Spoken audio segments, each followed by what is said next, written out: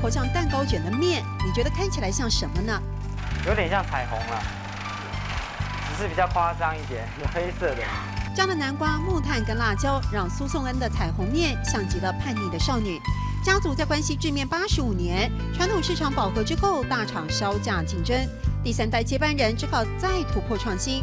但父亲看来不是惊喜，是惊吓。他就一直问我说：“这个会有人要吃吗？”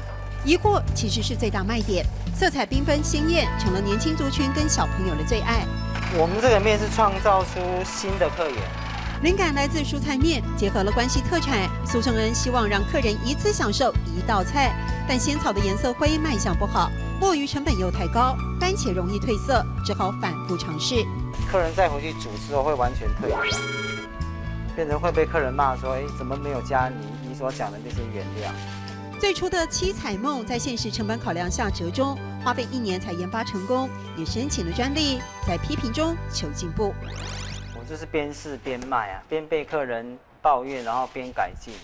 颜色可以变，品质可不能砸。跟传统白面1把6块相比，彩虹面要价15块，可将近3倍的价差。你说一般面摊不太容易接受这种面，是，所以你们就零售咯。对，哦，赚钱一懂。哎，懂。所以我问说成本多少，很高吗？老板说很高，懂高，对不对？对。那你的售价相对也高咯。不这样卖不行啊，我们也要。它比起白面条要贵多少？以我们家来讲，差不多2倍多。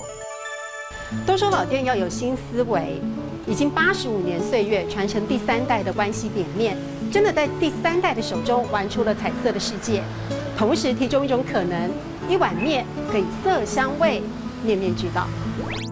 本钱几多？懂得。本钱几多？懂得。